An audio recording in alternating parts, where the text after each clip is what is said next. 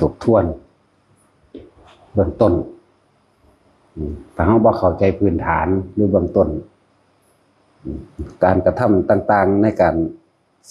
แสวงบุญหรือทำบุญเราก็อาจจะของคัดค่าหรือสงสัยหลายอย่างอย่างเช่นการที่เราไปทำทานข้าวน้ำอาหารนี่ก็แล้วแต่จำเป็นบ่ต้องหยาดน้ำโดยความเป็นจริงแล้วก็บ่ได้จำเป็นมันสิกังวลติดชินในการเรียกว่าภาระมากขึ้นบางคนก็มีขวดแก้วน้ำเนาะมีขวดน้ำหรือมีคันโถน้ำยังน้อยๆแหมจังซี่เห็นบ่ทั้งเป็นขันร่องหรือบางคนก็เป็นถาดร่องแล้วก็มีอันยังเนี่ยคือแจกันนี่หรอกนี่ก็เป็นภาระอันนึงความจริงแล้วคือบ่ได้จำเป็นต้องหยาดน้ำเด้อแต่ว่าถ้าหยาดไปแล้วก็บ่ผิดดอกก็บ่ผิดแล้วก็เข้าใจว่าถ้าบ่หยาดน้ำไปให้คนที่ตายไปแล้วสิได้กินน้ำบ่นอนก็บ่ได้เกี่ยวกันเด้อบ่ได้เกี่ยวกันฉะนั้นก็บอกให้มองมันสุดว่าบ่จำเป็นต้องใส่น้ำเวลาพระเพิ่นยะถานี่ขอผลทานบุญกุศลกรรมดี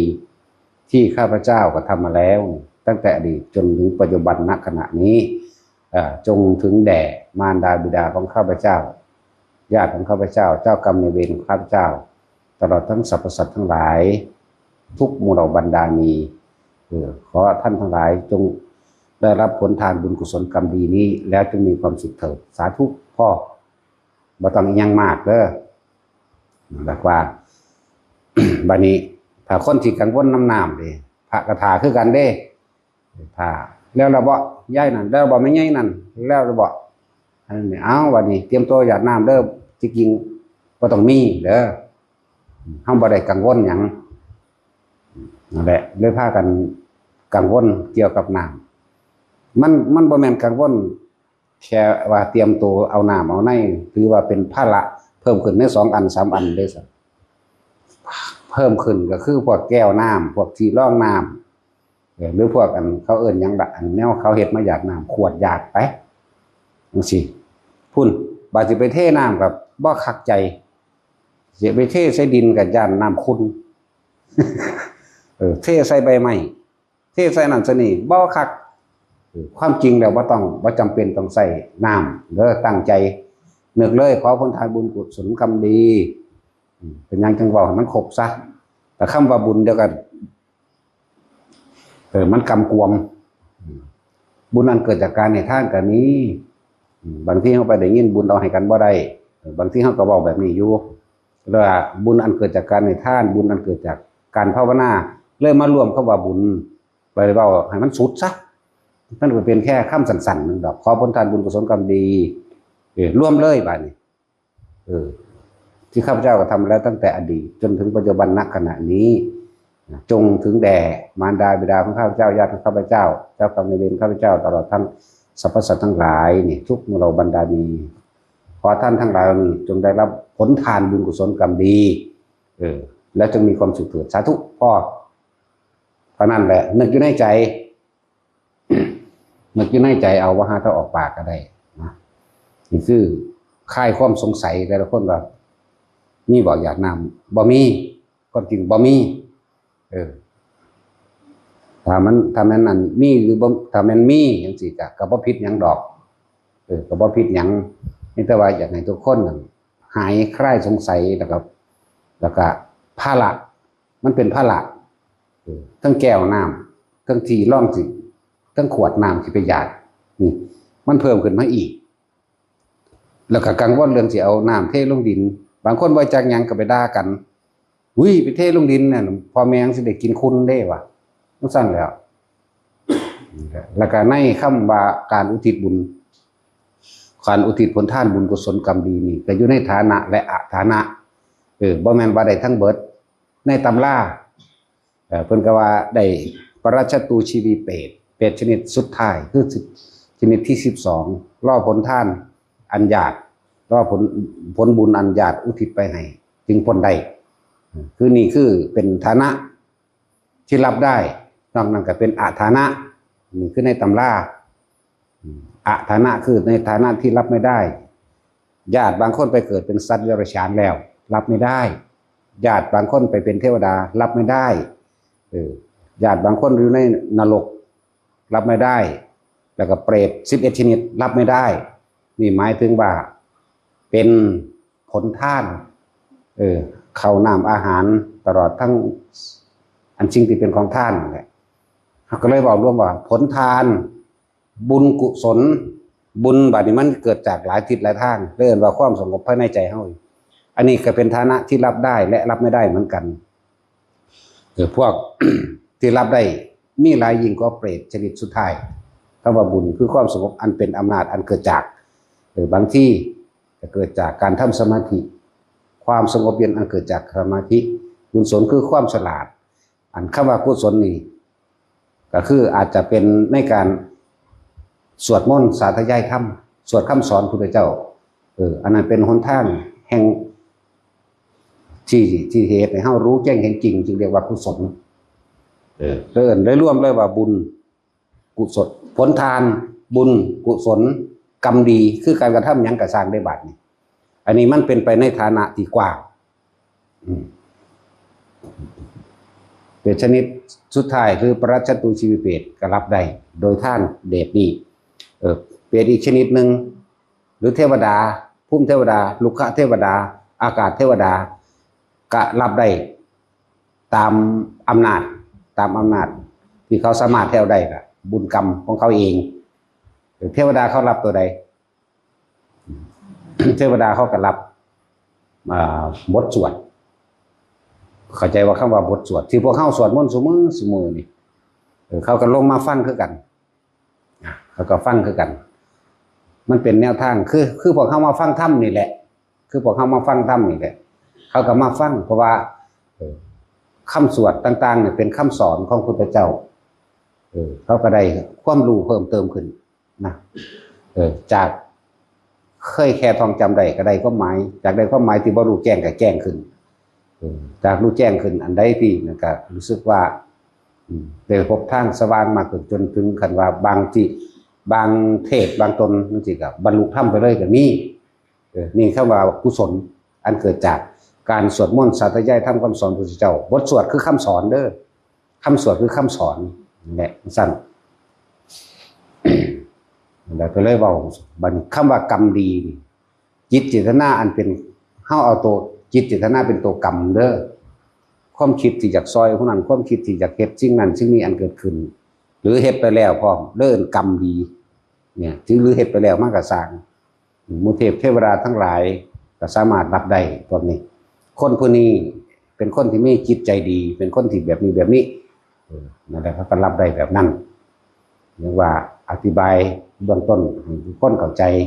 พอเรื่องของกรรมเป็นเรื่องที่ละเอียดขนาดพระพุทธเจ้าเพิ่นก็ยังเว้ารัดไว้บ่อยากให้อธิบายปานใดเรื่องของกรรมเป็นอจินไตยไม่สมควรคิดเรื่องของกรรมเรื่องของโลกเรื่องของกรรมวิสัยของผู้ได้ฌานและนิสัยของโพธิสัตว์พุทธเจ้านะ4อย่างเพิ่นบ่ให้ไปคิดว่าเป็นเรื่องละเอียดเกินไปสิเสียเวลาสิเสียเวลาในการนึกคิดและมีส่วนแห่งความเป็นบ้าประสาทนั่นแหละคิดไปเท่าไรมันหาหม่องต้นบ่ได้มันหาหม่องปลายบ่มีบัดนี้เฮาก็เลยมาร่วมยอดให้ขอผลทานบุญกุศลกรรมดีที่ข้าพเจ้ากระทำมาแล้วตั้งแต่อดีตจนถึงปัจจุบันณขณะนี้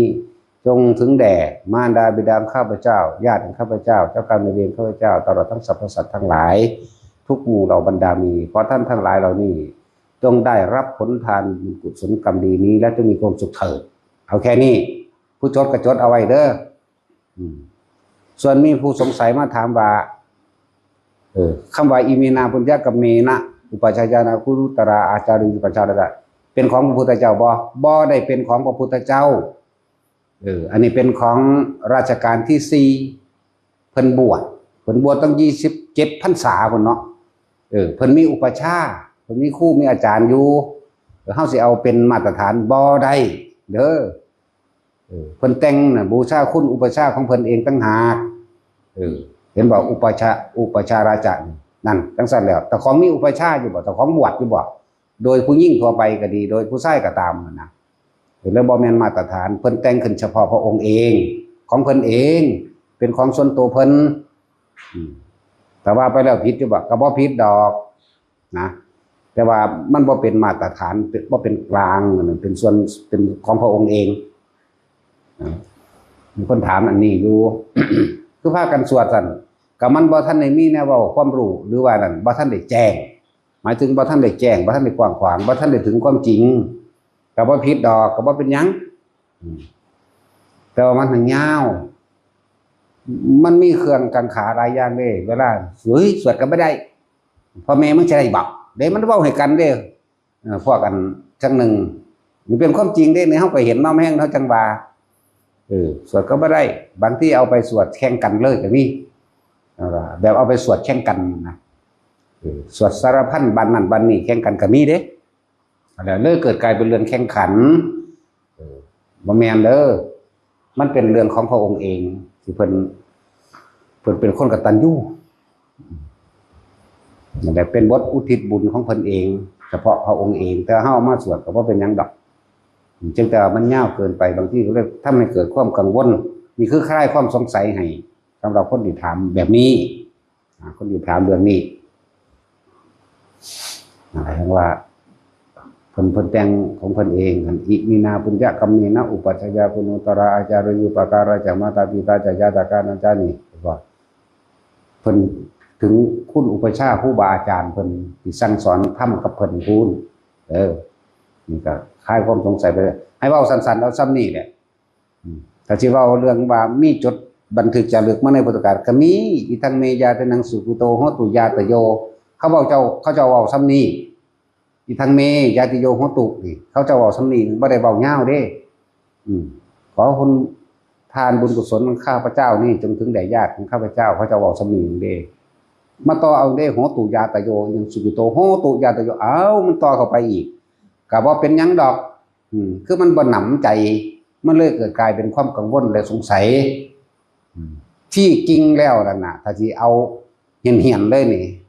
มื้อนี้ไปเฮ็ดบุญหาอีพ่ออีแม่กูก็น่าจะก็คิดไว้ซื่อๆนี่แล้วก็ซื้อของมาถวายแก่หมู่สงฆ์มันไปล่ะบ่ว่าหยังเลยก็ได้เข้าใจบ่ล่ะบาดนี้มันบ่คักใจหรือต้องเว้าเลยเกิดกลายเป็นการเป็นพิธีนะห้ามแต่นึกในใจเบิดแหละขอผลทานบุญกุศลกันดีนี่จงถึงแด่สรรพสัตว์ทั้งหลายไม่มีที่สุดไม่มีประมาณทุกเมื่อเราบรรดามีเขาบอกซ้ำนี่ทุกมือเลยนี่คือสิ่งที่เฮาว่าประจำของเฮาอยู่แล้วว่าไปเน้นผู้ใดแต่ว่าแต่ละคนย่านพ่อแม่บ่ได้ได้พาว่าซื่อๆไผสิได้ก่อนเขาบ่เป็นพ่อแม่แม่นบ่ล่ะพ่อแม่ชาติที่ใกล้นี่ใกล้ชาตินี้ถ้าเป็นคนอยู่กับมีแนวกินมากก็ไปให้เพิ่นโลด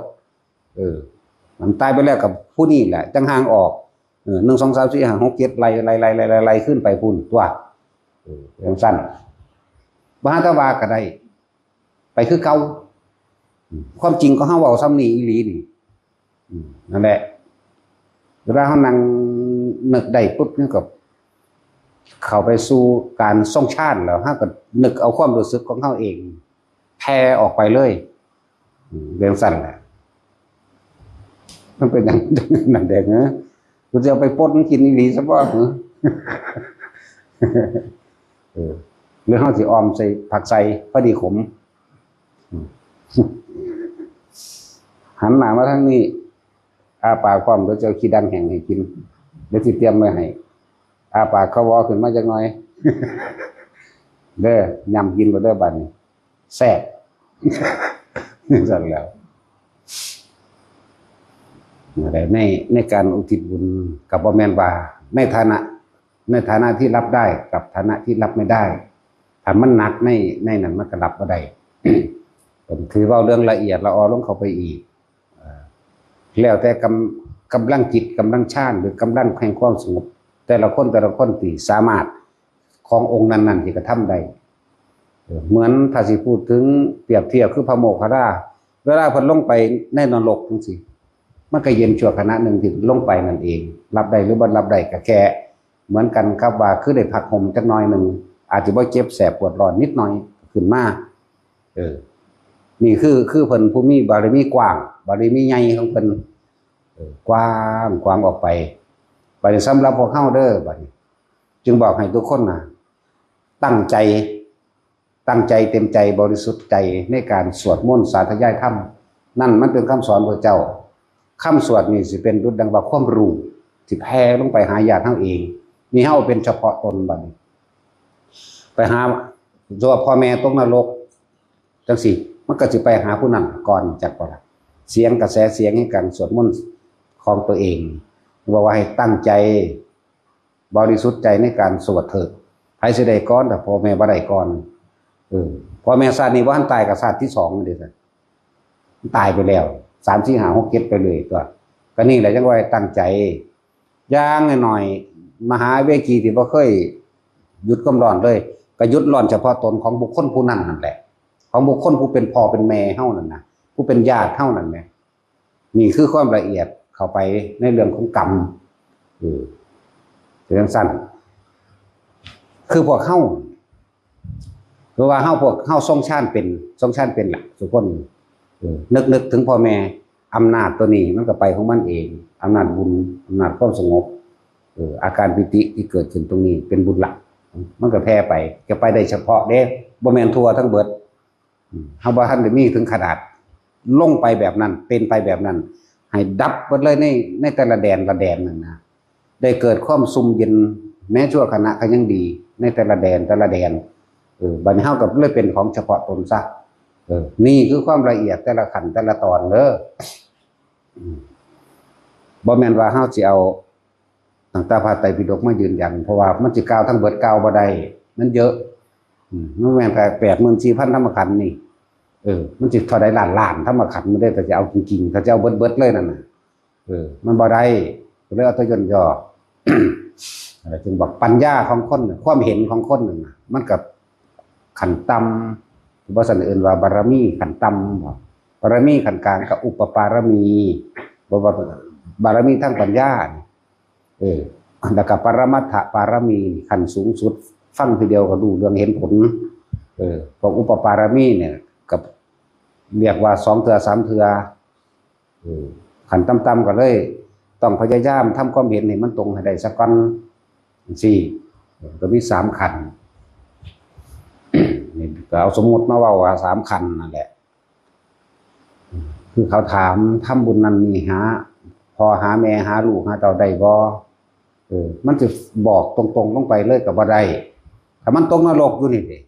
มันก็เสียใจตัวว่าลูกกูเป็นคนดีมั่งว่าพาเข้าวัดเข้าว่ามั่งก็เข้าอยู่โตมันแต่ว่าใจมันอาจสิคิดแนวใหม่ก็ได้แม่นบ่ล่ะเข้าอยู่โตมันแต่งตัวสุดขาวงามเว้าม่วนแต่ว่าใจมันอีกแบบนึงก็ได้มันได้จึงเพิ่นก็เลยว่าเว้าเป็นกลางๆไว้เพิ่นบ่เจาะเฉพาะเจาะจงคือเฮาก็เคยเว้าแล้วเด้ล่ะก็ว่าพ่อข่อยเป็นคนดีจังซั่นสิมักซอยเหลือคนเด้เป็นหมอเป่าเป็นหมอดูเป็นซอยเหลือคนเด้นั่นแหละเฮาว่าอยู่ในนรกพุ่นเบิ่งมันเครียดมันสูญว่าซั่นเห็นบ่มันเลยลงนรกนำขนาดบ่ทันตายก็ดีจังซั่นแหละเพิ่นก็เลยว่าเรื่องของกรรมเป็นอจินไตยบ่เป็นสิ่งที่สมควรคิดที่จะไปหาเหตุหาผลหาต้นหาปลายมันยากนี่เฮาก็เว้านิดหน่อยเศษ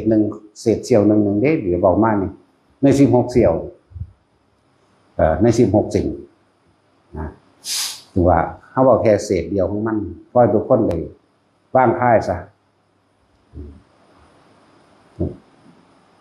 ให้เอาตัวเองเพราะเฮาบ่สามารถไปแก้กรรมของไผได้เด้บ่แก้ได้เลยเอาเฉพาะตัวเองโลดอย่าไปเงิดไผถ้าเอาผู้อื่นอยู่เจ้าก็เกิดนำผู้ชูเจ้าเอานั่นแหละอย่าไปเงิดพุทธเจ้าหั่งกว่าเฮาอีกเฮาบ่สามารถเทียบบ่ได้ดอกเพิ่นก็ยังบ่แก้กรรมให้ผู้ใดได้จังซั่นล่ะบรรลุให้ไผก็บ่ได้จังซั่นล่ะทำความสงบเย็นคือคำว่าเอาบุญนี่บุญอันเกิดจากความสงบเย็นจริงๆก็ให้ไผบ่ได้อีกบ่แม่นบุญอันเกิดจากการให้ทานเข้าใจว่านี่แยกให้มันเป็นเด้อบุญที่เกิดจากความสงบของเจ้าของเองนะแต่ว่าอันที่ว่ามันเว้าโดยรวมดอกเด้อ เลยพาเบาร่วมไม่ซะผลทานบุญกุศลกรรมดีซะมันจะร่วมยอดนะกันเฮาจะเอาความสงบของเฮานี่เอิ้นว่าเฮามีบุญอยู่แล้วเอาไปหรือบารมีอยู่แล้วเอาไปมันเอาให้กันบ่ได้ศีลก็คือกันที่ว่าขอศีลหรือว่านี่ก็เอาไปมันก็เอาให้บ่ได้ก็ไปรักษาเอาของไผของมันหรือว่าต้องเฮ็ดเองสร้างเองทำเอาเองแหละ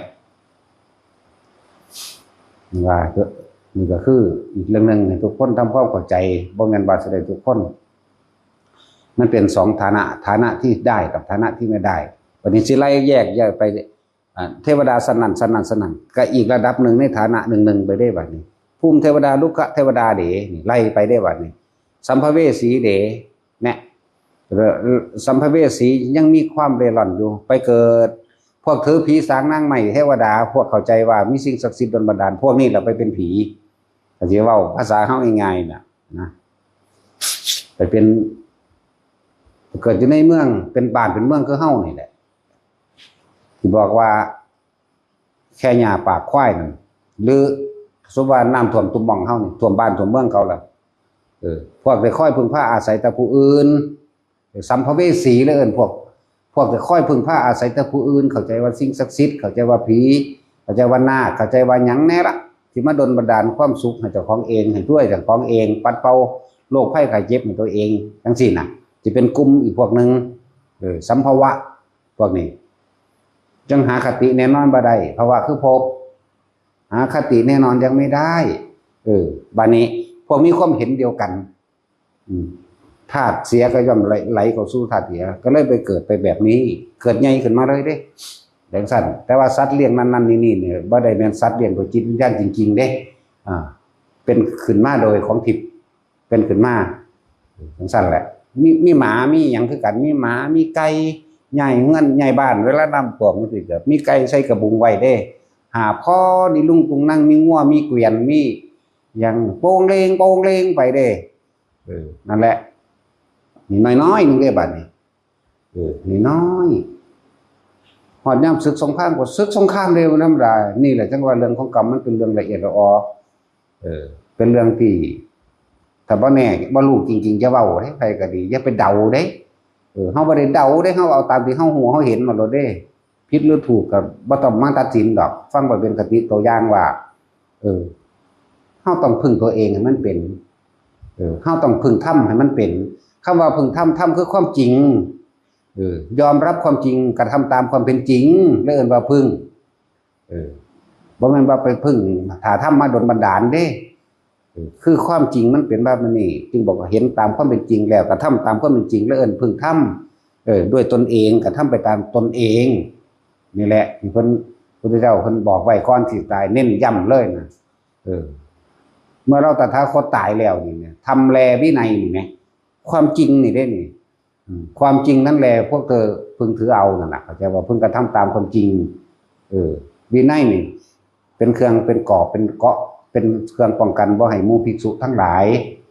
เฮ็ดนอกกรอบนอกร้อยเพราะท่านได้บรรลุหยังนั่นแหละเริ่มมาทำแลวินัยความจริงนั่นแหละจะเป็นที่พึ่งของพวกเธอคือควรกระทำตามและยอมรับไปตามความจริงพระวินัยนั่นแหละจะเป็นเครื่องปกป้องเธอพวกเธอทั้งหลายจงรักษาพระวินัยและพระวินัยนั่นแหละจะรักษาพวกเธอให้เข้าถึงความจริงโดยบริสุทธิ์ได้ไม่ไปยังสั้นเพิ่นบ่ได้ว่าพุทธศาสนาดอกเพิ่นว่าธรรมและวินัยพวกเฮาก็เลยเอาคำว่าก็บ่ผิดแต่เพิ่นบ่ว่าคำนี้เพิ่นว่าธรรมและวินัยพุทธะนั่นเป็นเครื่องดูแจ้งของเฉพาะบุคคลดอกเข้าใจบ่ล่ะจงเดินตามพุทธะเพิ่นก็บ่ได้ว่าจังซี่เพิ่นเว้าสิ่งที่เถียงบ่ได้ธรรมคือความเป็นจริงความจริงน่ะนะเพราะธรรมนี่บ่ตายแม้นพุทธเจ้าสิเกิดหรือบ่เกิดก็สร้างธรรมก็อยู่คือเก่าคือความจริงอนิจจังทุกขังอนัตตาสิ่งใดเกิดสิ่งนั้นดับนี่คือธรรมมันก็อยู่คือเก่าบ่มีสิ่งใดดลบันดาลสุขและทุกข์ของผู้ใดนี่ก็เอิ้นว่าธรรมมันก็อยู่คือเก่าพุทธเจ้าเกิดบ่เกิดก็สร้างมีบ่มีก็สร้างนี่ต่างหากเอิ้นว่าธรรมนะเฮ็ดตามความจริงจะฝืนความจริงจังซี่นะฝืนความจริงคือเข้าใจว่ามีสิ่งศักดิ์สิทธิ์ดลบันดาลแล้วไปหาพึ่งแต่สิ่งอื่น บ่ได้มองถึงความจริงบ่ทะลุปุโปร่งถึงความจริงถ้าให้ผู้อื่นมาดลบันดาลถ้าให้ผู้อื่นมาปกปักรักษาเจ้าของบ่แม่นแบบนั้นนั่นแหละทุกอย่างคำว่าเป็นที่พึ่งตนหยังก็เจ้าของเฮ็ดเอาเองเบิดเด้ตัวเองเกิดขึ้นจากการกระทำของตนเองเด้มันจังได้สุขได้ทุกข์แบบใดก็ดีนะนั่นแหละคนจังเน้นก็ไม่เจตนาเป็นตัวกรรมเนี่ยก็สิเฮ็ดหยังก็สร้างมึงผ่าไหมหันหน้ามาทางนี้เลยจะเอาขี้ดังให้กินดอกมึงกินบ่อิ่มเลย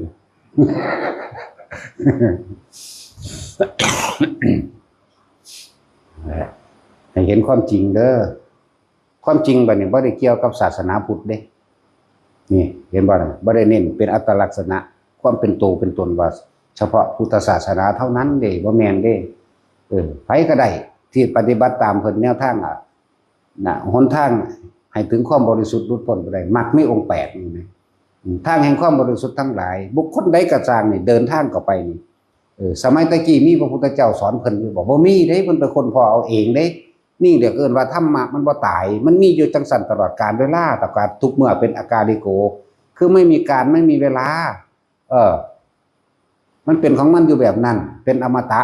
ธรรมนี่เป็นความจริงอยู่เช่นนั้นเพิ่นเข้าไปค้นพ่อ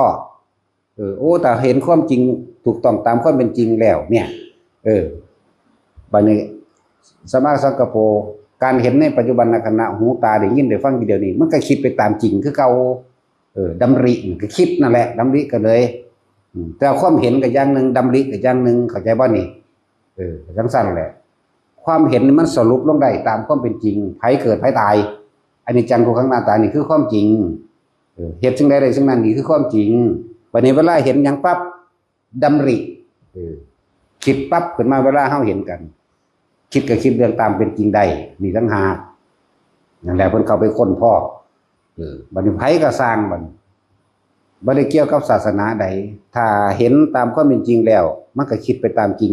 พูดไปตามจริงอีกบ่ได้พูดผิดเพี้ยนตามความเป็นจริงอีกนั่นน่ะแม่นว่าล่ะ กระทำไปตามจริงอีกอาชีพต่างๆก็เป็นไปตามความถูกต้องโดยชอบธรรมไปตามจริงอีกอาชีพไปเลยบ่แม่นอาชีพหลอกลวงจริงๆนะนั่นแล้ว ความเพียรพยายามก็เพียรพยายามตามที่มันสำเร็จได้จริงเด้บ่แม่นเพียรพยายามตามที่บ่สำเร็จบ่เป็นจริงเด้ว่าล่ะคือเฮาเพียรพยายามที่สวดมนต์ขอร้องอ้อนวอนให้รวยสวดอยู่หั่นแหละมันสิรวยอยู่บ่น่ะมันบ่เป็นจริงความจริงคือเราก็ทำเอาเองนี่แม่เข้าใจบ่ล่ะบัดนี้เพียรชอบความเพียรชอบแม่ตัวใดล่ะตัวที่6เลยเด้ความเพียรชอบมาสัมมาสติเนี่ยก็ระลึกถึงบัดนี้ไล่เลี่ยงระลึกมากกูเฮ็ดมันถูกบ่นอสัมมาสติไล่เลี่ยงมาถูกหรือผิดนอก็ไล่ตัวสติมันก็เป็นคำกว้างๆอยู่มันก็ไล่นึงบ่ผิดดอกเว้ยนี่ว่าสัมมาสตินึกถึงความเป็นจริงทุกสิ่งทุกอย่างมากล่ะแน่สมาธิก็เป็นเองดอกนี่ก็ตั้งมั่นเอาเองหรือจังซั่น เป็นผลจากข้อแรกตัวที่8รองรับจังซั่นบัดนี้บุคคลใดก็สร้างบ่เกี่ยวกับศาสนากระทำตามนี้ก็สามารถเข้าถึงความสงบได้จิตก็ตั้งมั่นได้ตั้งมั่นคือบ่โลเลบ่สงสัยบ่แล่นไปพึ่งพาหม่องอื่นอีกพึ่งพาความจริงเลยตั้งมั่นบางที่บัดนี้จดจ่อลงมาว่าเอามันมาตั้งไว้ไสตั้งไว้ในลมนั่นแหละเนี่ยนั่นแหละตั้งไว้ในลมตั้งไว้ในกายในเวทนาในจิตแห่งตนเองแม้นสภาวะปรากฏการณ์แห่งสิ่งทั้งหลายทั้งปวงเรียกว่าธรรมกายเวทนาจิตธรรมเรียกว่าธรรมกระทบกระทั่งนั่นใดก็สร้างมันบ่หวั่นไหวเพราะว่ามันเข้าใจเข้าถึงรู้แจ้งเห็นจริงตามความเป็นจริงแล้วมันเลยบ่หวั่นไหวไปกับความหลอกลวงสมมุติว่าเขาซักชวนว่าอุ้ยอันหมอดูนั่นดีๆเด้สะเดาะเคราะห์ได้เด้ไถ่บาปให้ผู้ใดก็ได้เด้จังซี่เฮาฮู้ความจริงแล้วเฮาสิไปหวั่นไหวหยังเฮาฮู้ปั๊บก็มาแล้วไปซะเจ้าน่ะก็แล้วตัวแก้ออกไปทางว่าข่อยมีภาระเข้าไปบ่ได้ก็แล้วตัวแต่ความจริงแจ้งจากใจตัว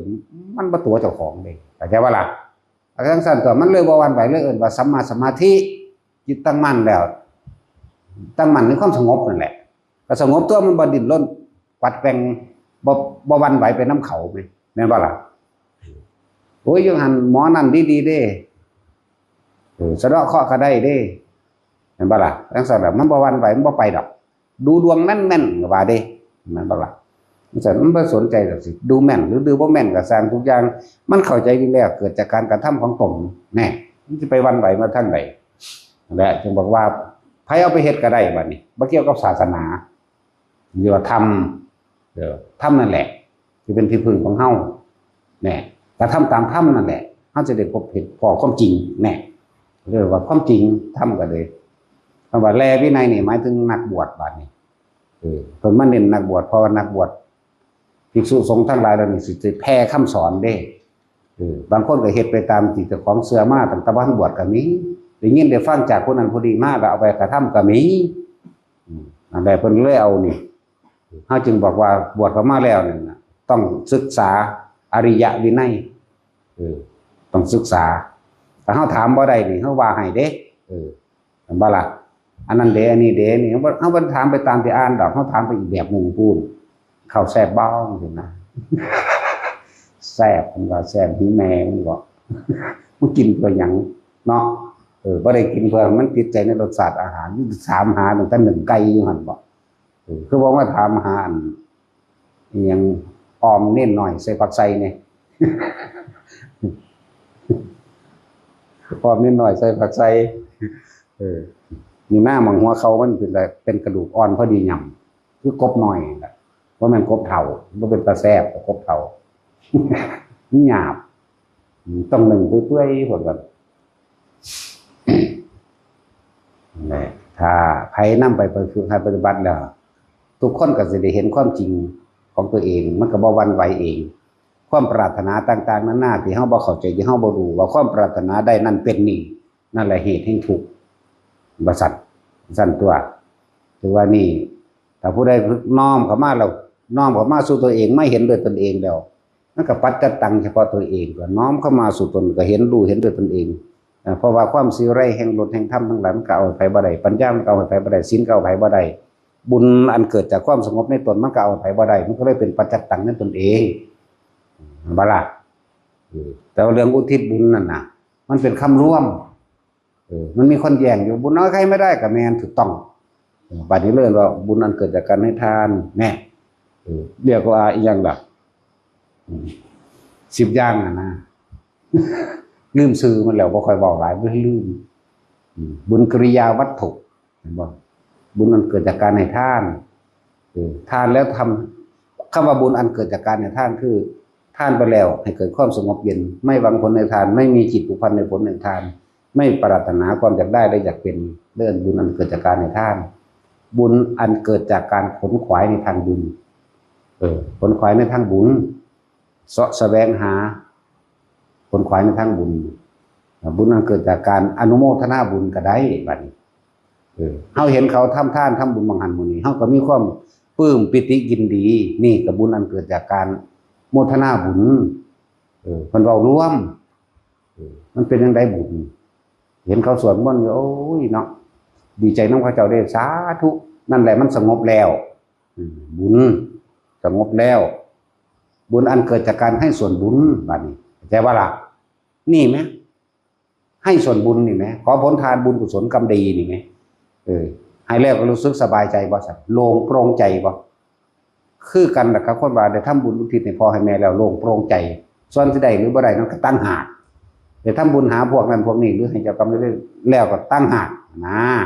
เอิ้นว่าบุญอันเกิดกันให้ส่วนบุญบุญอันเกิดจากการโฆษณาบุญกับบุบัติชักชวนคือโฆษกะนั่นแหละหมาคักๆเด้นั่นน่ะจักว่าล่ะอย่าจักอายหมาเด้เนาะตัดสินโฆษกะเนี่ยแปลว่าจักว่าโฆษกบ่เด้อนี่โฆษกหรือโฆษณานั่นแหมนั่นแหละคำว่าโฆษณาเอาหมาคักๆเลยมาเว้าอยู่เดี๋ยวนี้เนาะคำโฆษณาต่างๆนั่นน่ะหมาเด้นั่นน่ะนั่นแหละจะเว้าแต่ต้นที่มามันก็นานหลายผลเป็นเศรษฐีที่แดกเนี่ยจนว่ามันตายไหลมาเรื่อยๆจนว่าหอดมาเป็นหมาเวลาพาพระเจกมาบิณฑบาตมันก็ไปบอกเฮือนนั่นเฮือนนี่แหละความหมายมันนังหอนพามาแล้วความหมายมันใส่บาตรเด้อใส่บาตรเด้อบัดพอดีถึงเวลาการเข้าพรรษาพอดีเข้าไปจำพรรษาอยู่ในภูเขาคันธมาศมันคิดฮอด มันก็หัวอกแตกตายซ้ำพูนดีกว่าดาวดึงกันเลยนั่นแหละบุญอันเกิดจากการคนขวายในทางบุญหรือโฆษณานั่นเองเริ่มเราโฆษกะหรือบุคคลผู้ประกาศข่าวโฆษณาในการชักชวนผู้อื่นให้ทำบุญจากบาลักบันบัดบุญอันเกิดจากการสวดมนต์ภาษาใหญ่ไล่เข้าไปที่บุญอันเกิดจากการภาวนาเองบุญอันเกิดจากการทำความเห็นให้ตรง10 อย่างบนนั่นแหละเลยร่วมเขาว่าบุญเลยร่วมแยกแจงให้ฟัง แจกแจงทุกคนเข้าใจซะตอนนี้มันบักคักใจก็เลยตื่มให้ผลทานบุญกุศลกรรมดีแต่ว่าที่อย่างหนึ่งคำว่าผลทานบุญกุศลกรรมดีทุกคนอย่าเอาท่านไปแลกของเด้อมันจังสิเป็นไปถ้าแลกแล้วมันบ่ไปได้พวกเจ้าขี้เหนียวขี้ทีบ่แห้งดอกอันที่ว่าทำบุญแลกของกับว่านี่ทำทานเพิ่มทุกข์เรื่องสั้นตัวทำบุญไม่ละบาปคนก็ว่าไปทุกคนเป็นเบิดทุกคนเลยถ้าบ่ฟังอันนี้เรามาแก้ตัวเองใหม่ตะกี้เฮาใส่ซอง100ก็สร้างดอกไม้ของหอมก็สร้างเตรียมมาไหว้พระเทศท่านอันนี้สาธุเด้อพระพุทธเจ้าเด้อวิทย์จากนี้จากสินให้ผู้ค้าถือลอตเตอรี่แจ็คพอตจังซี่แหมให้ร่ำให้รวยให้ลูกผู้ค้าหายป่วยเด้อให้ลูกผู้ค้าอยู่ดีมีสุขคุณรักษาเทวดาคุ้มครองผู้ค้าอายุยืนความเจ็บจะได้ความไข้บ่มีตายไปภพใดชาติใดก็ให้ได้ไปสวรรค์วิมานนั้นกลับเกิดขึ้นมาอีกแล้วคำว่าทุกข์คำว่ายากอย่าให้มีเด้อว่าไปเด้อนี่พูดหานักคนเขียนเป็นก่อนเลยคอยพบเมืองแก้วคอยแก้วบ่งมานว่าซั่นคอยพบภาษีอานในอนาคตการโน่นเทินซานตอนไปเกิดเป็นหมาอยู่ภาษีอานมันสิไปได้หยังเด้อนี่แม่นบ่ซั่นมันก็มีหมาคือกันเด้สมัยนั้นก็เลยนี่ก็มีให้มีปวกคือกันเด้ล่ะถ้ามึงไปเป็นปวกนี่ซั่นนั่นแหละยังบอกว่าอย่ามาทำท่านแลกของจะหวังผลในท่านจะมีความคิดนึกอยากได้ผลของท่านนั่นแหละจะมีจิตผูกพันในผลแห่งทานเขาอธิบายเข้าใจให้มันแจ้งคักๆให้มันล่องแจบใจคักๆเพื่อสื่อความบ่ผิดพลาดแต่ไปแลกแข่งสันแล้วมันสิไปอุทิศไปบอกตัณหามันเป็นอย่างเหนียวดึงไว้แล้วย่านตั้งแต่ของบ่ได้บ่ดีเห็นแก่โตไว้แล้วเนี่ยนั่นว่าสั่นผู้ใดก็เคยเห็นมาเบิดแหละเฮาก็เคยเห็นคือกันเห็นบ่โดนมานานดอกเรื่องเห็ดนี่แต่ว่าไม่คิดเบิ่งแล้วกูก็ขอแมงมาตลอดได้คิดมันเป็นเอาเองคือกันได้นี่ก็เลยกูเห็นว่าแมงสิได้หยังกูเศร้านะแต่ว่ากูเฮ็ดซื่อๆนั่นนี่มันก็เป็นเมาเองกูด่าจังซั่นแต่อุทิศบุญอย่าให้ลืมนี่หลวงตาเพิ่นสอนไปทางใดก็สร้างเด้อท่านมึงต้องนำหน้าแต่มึงจะไปหวังผลในท่านได้มึงเฮ็ดโลดเพิ่นก็ว่าเข้าใจบ่ล่ะเข้าใจเป็นจังบ่เข้าใจแต่ว่าเพิ่นบ่บอกอันนั้นใช่ก็ล่ะเวลาตอนเดินจงกรมเลยมันมีคนหลอกหนังอยากว่าหลอกหนังแดงครึ่งๆเต็มโตครึบมาเนี่ยนะแมงกูวางได้นะเราของเฮามันอินนี้ไม่น่ามากับของเราอินนี้นาบุญยักษ์ก็มีนะอุปชฌาย์กุณตระอาจารย์วาไป3 วินาทีเท่านั้นคือจังมีโซ่ไฟของข้อดึงลุบปรึบลงไปในขี้ดินนี่คือเก่ายังมาเศร้าว่ามันจะได้แดกบ่อีหน้าหาแมงว่าซั่นเฮาก็นึกเอาแต่เพิ่นเว้าออกทั้งปากเจ้าคือบ่บอกซั่นกูผิดติว่าซั่นตัวนั่นแหละบ่กล้าเถียงคักจังว่าก็แม่นตัวเจ้าของบ่บอกแม่เนาะว่าซั่นล่ะขอบุญทานบุญสมกบีถึงแด่ท่านผู้นี้เพิ่นบ่ได้บอกยาวปานนี้ว่าขอบุญนี้ถึงแด่ท่านผู้นี้เว้าซ้ำนี้แหมว่าซั่นจังซี่แน่ๆท่านบอกธรรมดาไปทางใดก็สร้างหลวงตาแล้วสิบอกว่าท่านน้ำหนาเลยมันจะบอกจังซี่เด้หรือจะไปฉีดที่นี่ที่เหนียวกินอิ่มก็จะของบอกเนี่ยคำสั่งนั่นบ่ล่ะกินอิ่มก็จะของแบบมันอยู่ได้อยู่บ่มันมีตาอยู่บ่คนที่ว่าบางสิ่งเด้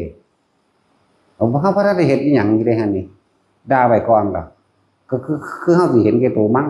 เพิ่นเห็นตัวนั้นมั้งเพิ่นก็เลยต้องด่าเฮาไว้ก่อนเป็นแผนสั่นก็เป็นความจริงของเพิ่นแหละว่าเฮามันตาบอดเพิ่นตาดีเนาะ ไปทั้งใดก็สร้างท่านต้องน้ำหนาอย่าไปขีดแต่นี่ที่เหนียวอย่าไปแลกของอย่าไปอยากใดมันเป็นนี่ว่าไปเลยเด้ถ้าเฮากินอิ่มแต่ผู้เดียวผู้อื่นบ่อิ่มมึงสิอยู่ใดวะโอ้ยงามลึกซึ้งจักว่าล่ะมันก็แม่นของเพิ่นนั่นแหละว่าเฮาเลยบ่อึดอยู่อึดกินเนาะพญาคอนจังซั่นแหละน้ำหนานี่มันสิบอกไว้ตลอดเลยเดี๋ยวนี้มันก็เป็นขึ้นที่ในหูอยู่แล้วน้ำหนาก็เลยเข้าใจบ่ล่ะจังซี่เนี่ยนั่นเป็นเรื่องการอุทิศบุญแต่ละคนบ่ร่วมซะขอผลทานบุญกุศลกรรมดีแต่ว่าอย่าท่านเราแลกเด้แต่พวกเจ้าแลกแล้วมันบ่เป็นไปพวกเจ้ามีความกังวลมีความข่องไว้แล้วของในความจากใดดีมีเป็นในตัวเองหมดละเป็นตัณหาตัวเองละเห็นแก่ตัวละมันสิไปได้จังใดมันบ่ไปอะไรอีกอันนึงจึงบอกว่าบุญมันเกิดได้ตั้งหลายอย่างเห็นไหม10 อย่างเลยบุญอันเกิดจากการโมทนาบุญนี่เป็นเรื่องส่วนตัวเป็นเรื่องเฉพาะอย่างบ้านนี้เขาเห็นเขาทำดีแล้วจิตใจมันปลื้มมานำเขานั่นแหละผลอาการบุญมันเกิดแบบนั้นเป็นแบบนั้นบุญนั้นเกิดจากจิตสงบเป็นนี่เด็กพวกเข้าภาวนากันนี่อาการปิติขึ้นวูบวาบนี่เด็กสันแล้วทั้งสั้นแล้วปกติของเขาอุทิศอยู่ตลอด24 ชั่วโมงอยู่แล้วผลทานบุญกุศลกรรมดีอุทิศอยู่แล้วตลอดเลยท่านทั้งหลายเราได้ต้องการโมทนาบุญกับข้าพเจ้าจงโมทนาได้ตลอดการทุกเมื่อแบบนี้ตลอดเลยเด้วืบขึ้นไปมันเป็นดอกต้องเอาให้เป็นปกติอยู่แล้วเนาะบ่ต้องไปย่านบุญเบิดดอกหาบางคนมันว่าย่านบุญเบิดว่าซั่นโอ้ยบ่จักคำอธิบายกับเขาว่ามันโง่แมงขนาดนั้นบ่นะมันจะอธิบายว่าจังซี่ชีที่ปานนั้นมันสิได้บุญมาแต่ทางใดมันสิสงบบ่แต่คนขี้ตะนี่ที่เหนียวดอกท่านยังไปกับเพื่อเจ้าของบ่ต้องเพื่อเจ้าของดอกพวกเจ้าทั้งมีหลายพวกยังทุกข์หลายจักบ่ลองเบิ่งแม่บ่ต้องดอกบ่ต้องอยากได้หยังเฮ็ดทิ้งไปโลดนั่นแหละนี่คือคลายความสงสัยในระหว่างคำอุทิศบุญในการหยาดน้ำแต่บุญเกิดได้10 วิธีที่ว่ามานั่นแหละเรียกว่าบุญกริยาวัตถุ10อะบุญก็เกิดได้10คือกันนั่นแหละเห็นเขาทำดีเบิ่งได้ทำบุญนานๆได้นี่อะบุญบ่สงบเข้าใจว่าล่ะแทนที่สิโมทนากับเขาแทนที่สิมุทิตากับเขาเนาะเลิกเกิดกลายเป็นคนจังสั่นอิจฉาริษยาผู้อื่นบ่มีปัญญาทำความสงบให้แก่ตนใดเด้นั่นน่ะอิจฉาเขาตัวเองบ่มีปัญญาว่าบ่เป็นถ้าไปเตาเองไปทำเองบ่ได้ไปหาอ่านทำมูแต่ผู้ใดท่านหลายก็เบิ่งได้หั่นมันเฮ็ดเอาหน้าเด้บัดนี้ท่านผู้เขารวยๆคือว่าเขามีฐานะดีแน่ท่าน100สมพรมีเนาะว่าดิโอ้ยมันโง่ครับสมพรมีนะบริหารเบิ่งดูหั่นดูด้วยเด้ว่าเด้มึงว่าคือกูบ่ผมไปดึงผู้อื่นอีกเด้โอ้ยมันบ่แม่นโคสกะเทพบุตรเด้มันหมาเลยจักว่าหมาของแท้อันแล้วจังซั่นแล้วนั่นแหละฟังไว้มาใส่เจ้าของเองบุญกิริยาวัตถุ10 อย่างอะบุญกิริยาวัตถุ10คือกันนะ2 อย่างมันเป็นโลกครูทำครูอยู่แล้วผู้ใดออกจากความบ่มีครูใดคนก็สบายอย่างสั้นก็นี่คืออธิบายพื้นฐานให้ทุกคนฟังเป็นพื้นฐานมันบ่พื้นฐานแล้วมันหอดยอดอะไรได้นี่แต่ว่าล่ะท่านจังใดสิถึงพระนิพพานเอาอย่าไปหวังผลในทานอย่ามีจิตอย่าคิดผูกพันในผลในท่านว่าท่านแล้วใครข้าพเจ้าจงรวยเป็นคนอยู่ดีมีความสุขแต่ก็มีรูปร่างกายสวยงามแบบนั้นบ่นี่บ่เจ็บบ่ไข้บ่ปวดบ่ป่วยบ่ตายนั่นแหละเขาเอิ้นว่าหวังผลในท่านจะไปหวังผลในท่านนี่บ่มีจิตผูกพันเข้าใจบ่ท่านที่บ่มีจิตผูกพันคือบ่ปรารถนาความรวยที่ไปเห็นคนนั้นรวยบ่อยากได้รถที่ไปเห็นคนนั้นมีรถมีทองมียศถามีบรรดาศักดิ์เป็นพระเจ้าแผ่นดินเจ้าฟ้ามหากษัตริย์ทั้งหลายบ่กูบ่เอาหยังอีกแล้วท่านนี่เวลาคนปรารถนานี่มันสิมีภาพนึกขึ้นมาพร้อมสิเบิ่งดีๆเด้อถ้าบ่แม่นจังซั่นแหละ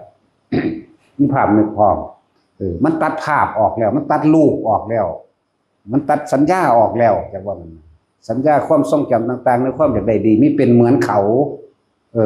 กูชาตินี้บ่ได้กูอยากเอาชาติหน้าก็ได้เห็นบ่เบิ่งดูมันสิมาเกิดอีหยังและถ้าท่าน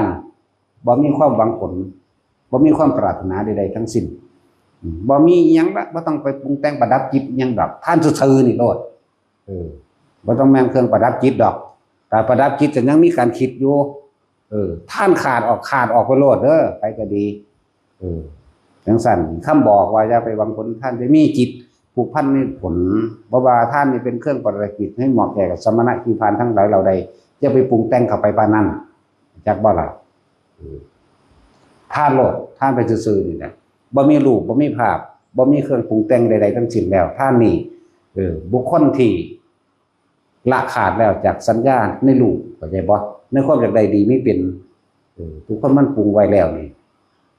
จิตไม่มีที่ตั้งบ่มีเป้าหมายบ่มีจุดหมายเข้าใจบ่บ่มีที่ตั้งบ่มีเป้าหมายบ่มีจุดหมายบ่มีความปรารถนาในความใดนี่เป็นนี่มันเบิดความหวังนี่เป็นภาษาซื่อๆเด้กูบ่เอาหยังแล้วนะบ่แม่นว่าห่อเหี่ยวเด้บ่แม่นว่าห่อเหี่ยวว่ากูบ่เอาหยังแล้วนั่นแหละท่านไปเลยแก่สมณะชีพราหมณ์ทั้งหลายเราได้กระสร้างแม้สัตว์เดรัจฉานก็ท่านไปเลยตอนนั้นแหละ คนพวกนี้จิตบ่มีที่ตั้งบ่มีเป้าหมายวิญญาณบ่มีหม่องไปนั่นหม่องไปเกิดจักบ่ล่ะพบเป็นดังคุณนายย่อมเกิดขึ้นบ่ได้เพราะเฮาบ่ได้ปรากฏรูปที่อยากได้อยากร่ำอยากรวยอยากเป็นนั่นนี่นะผู้คนพวกนี้ตายแล้วจิตบ่มีที่ตั้งจักบ่มันเป็นอุเบกขาเด้เลยเข้าไปสู่หมู่พรหมพรหมสั้นแรกพรหมกายิกาซะก่อนแต่เบิดอายุจากพรหมนั้นแล้วเด้บ่นี่ขึ้นสุทธาวาสเลยเพราะมันบ่ปรารถนาจักบ่ล่ะสุทธาวาสแล้วก็สุทธาวาสสั้นนั้นไหลขึ้นไปจนถึงที่สุดฮอดอากาศด้วยการเข้าสู่ปรินิพพานในพรหมสั้นนั้นเลยนั่นแหละเนี่ยท่านให้มันถึงปรินิพพานได้ก็เป็นแบบนี้นี่ละท่านดับทุกข์บ่แม่นท่านเพิ่มทุกข์ถ้าท่านเพิ่มทุกข์มันก็ขอนั่นขอนี่ปรารถนาความใดดีมีเป็นนั่นบ่ในความปรารถนาพวกเจ้ามีภาพวาดอยู่ในใจของเจ้าของเบิดแล้วเรียกว่าจินตนาการไว้แล้วเรื่องสั้นนี่บ่ต้องเฮ็ดไปเลยนั่นแหละท่านถึงปรินิพพานได้แต่ว่าคนที่เข้าใจเรื่องนี้สิได้ต้องฟังธรรมเมื่อฟังความจริงที่มันอธิบายเดี๋ยวนี้แหละจริงไผจริงมันเฮาเว้าเป็นกลางๆไว้นะฟังเรื่องจังซี่แล้วมันจังสิพิจารณาหาใส่ตัวเองโลตะกี้กูก็ท่านมากูขอเด้นั่นกูบ่เห็นว่ากูสิได้ตามนั้นจื้อก็บ่ได้ว่าเจ้าของขอหยังขอไปเกิดเป็นลูกเป็นผัวเป็นเมียเป็นพ่อเป็นแม่กันอีกก็ขอบ่เจ็บไข้ได้ป่วยก็ขอมันก็คือป่วยอยู่ก็เจ็บปวดอยู่นั่นซั่นขอให้ร่ำให้รวยก็บ่เห็นว่ากูสิร่ำให้รวยกูก็มีมันก็ไปหารับจ้างเอาเนี่ยก็คิดไปแล้วโอ้มันเป็นความจริงมันก็หดสั่นความคิดมันก็เห็นตามความจริงได้นั่นแล้วน้อมเข้ามาใส่ตัวเองเบิดเด้อบ่แม่นไปเอาคำผู้นั้นคำผู้นี้มาเทียบกับเฮาเด้เนี่ยให้นัยยะให้พวกเจ้าไปเฮ็ดเอาเองน้อมเข้ามาหาตัวเองโอ้มันแม่นจังซั่นจังซี่ก็ว่าไปหรือบ่แม่นก็สร้างแล้วแต่ไผแต่มันอันนี้นี่แหละว่าเฮาเว้าเป็นกลางๆไว้บ่ได้จำเพาะเจาะจงกับไผบ่ว่าอีนั่นอีนี่มึงท่านแบบนี้เด้อเด้บ่ได้ว่าเด้ทุกคนเลยแล้วแต่ไผเรื่องของใครเรื่องของเราจังว่าล่ะจังซั่นนั่นแหละแต่คนที่ฟังธรรมมาฟังแบบน้อมเข้ามาแล้วก็จะเห็นตามความเป็นจริงดอกนั่นเป็นสมาธิเข้ามาทันทีแทรกเข้ามาล่ะจังซั่นโอ้มันเป็นจริงจังซั่นจังซี่ก็ว่าไปเฮาฟังไปเรื่อยๆไปเฮาบ่เฮ็ดแค่นี้หรอกคนมาฟังได้ฟังธรรมได้ระดับนี้คนท่านได้ในระดับขันธ์บ่ต่างอีกมันบ่แม่นแค่นี้มันต้องมีการทำสมาธิต่อต้องรู้จักภาวนาสมถะภาวนาวิปัสสนาภาวนามันต้องรู้จักขนาดนั้นแม้นเด้อสิเว้าเกี่ยวกับว่าแม้นศีลจะปกป้องเป็นบางอย่างแต่ว่าอย่าลืมทำสมาธิภาวนาจะบ่ล่ะอย่าลืมตัวนี้ซอยได้มากซอยตัวเองแล้วมันซอยผู้อื่นดอกอย่าลืมทำสมาธิภาวนานี่บอกว่าธรรมะองค์พุทธเจ้าที่เพิ่นไปค้นพบพ่อมาสามารถแก้กรรมได้แก้การกระทำของตัวเองได้ไม่ไปแก้กรรมผู้อื่นเด้อ ฟังดีๆแก้กรรมตัวเองกรรมคือจิตเจตนาในการกระทำแห่งตนแม้จะทำมาแล้วในอดีตก็ช่างนั่นแหละเขาบ่อาจสามารถได้รับมันเลยล่ะถ้าทุกคนรู้จักคำว่าภาวนาจังซั่นพอความคิดเขาบ่ไปต่อถอดสภาพมันเข้ามาจังซั่นตัวในขณะใดที่อยู่ในลมหายใจเลยอานาปานสตินี่แหละอกุศลกรรมเก่านี่ที่จะให้ผลในขณะนั้นให้ไม่ได้จากว่าล่ะนั่นแหละเพิ่นจะบอกว่าทำให้บ่อยทำให้มากนั่นจริงจังซั่นนอกนั้นก็ปล่อยเป็นเรื่องของขันจากว่าล่ะจังซั่นก็แต่มันทำลายใจเพิ่นได้บ่ได้ฟังไปเราไปพิจารณาไปแล้วก็ทำตามลองดูหรือว่าทำกับสร้างได้เงินเฮานะเนาะพุทธเจ้าเกิดมาหลายล้านพระองค์เลยเสือบ่เสือกับสร้างได้บ่ได้เงินนะนั่นแหละเฮ็ดเอาตัวมันบ่มีไผเฮ็ดให้ไผได้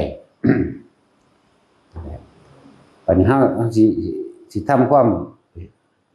ให้นัยยะหรือให้ข้อคิดเห็นเพื่อจะเปรียบเพื่อจะเทียบให้ฟังอกุศลกรรมเก่าไม่อาจสามารถทำอันตรายอะไรได้เลยองคุลิมานฆ่าคนมาหลายบ่ท่านกลัวคนเด้อบ่แม่นเก่าร้อยกับเก่าคือตำราว่าฆ่าที่แรกเอาไปไว้ในซอกหลืบดินมั่งไว้โคนไม้มั่งบัดนี้มันหลงมันลืมที่บางที่หนูก็เอาไปกินบางที่นกก็เอาไปกินหลงหม่องเลยไปคิดพอว่ากูเจาะหูอันห้อยเอาหน้านี่ไหลมาเลยแล้ว900กับ9แหละจังซั่นแหละ